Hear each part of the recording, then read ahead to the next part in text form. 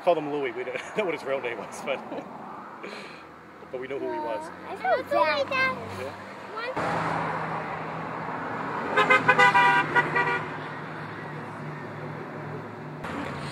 Well, it really started, Elena and I started it with just a joke. A total joke. We invited 10 people to join, and then it just grew. We got Laurie involved doing some art, and then everyone had an interest in Freddy because he was a local icon here, and it just grew way beyond what we were expecting. And then once he was killed, it grew even more because people were upset about it and wanted to get their points across. And I think people have a real interest in the wildlife in this town, so they really wanted to spread their message that we hope that the situation could be handled differently if it were to occur again. No, I'm very upset, and my grandchildren cannot understand it, and they're 8 and 11. How do you explain this, that that's what the policemen did to him? Shot him.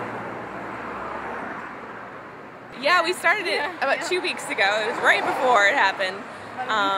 Yeah, it grew to 1,500 in 2 weeks. The driver from Petridge Farm dropped this off this morning.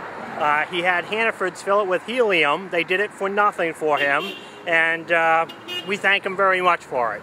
We thought it was 40. We thought that was a big deal. Like, oh my God, Freddy has 40 friends on Facebook. Especially, we just thought it'd be 10 of us, and it would be, you know, an inside joke and no big deal. And then all of a sudden, way more people than we ever thought were on the page.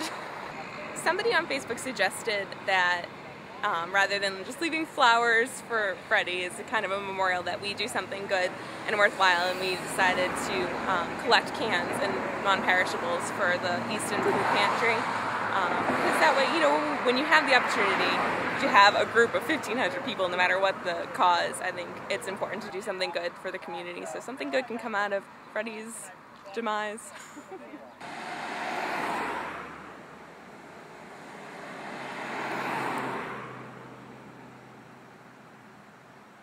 And if 1,500 people bring one can, I mean, that's something. So people are bringing big, huge bags. So that's all we wanted, was just whoever wanted to come out.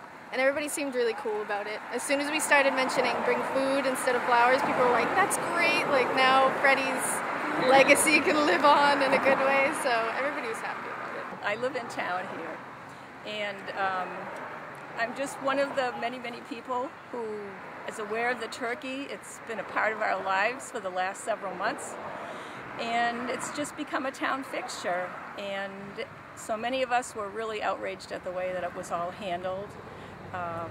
We understand that if a turkey is causing a problem that, you know, potentially could hurt someone, that something needs to be done. But killing the turkey, which is not the same as euthanizing, seems like a rather extreme measure. So a lot of us are upset about the way it was handled. He was attacking motorcyclists, and it was pretty violent. I've seen it happen many times. He attacked motorcyclists. So I believe that a motorcyclist complained to the police, and that it was getting dangerous. So I believe they alerted animal control, and they said that it was kind of a last resort thing to kill him. But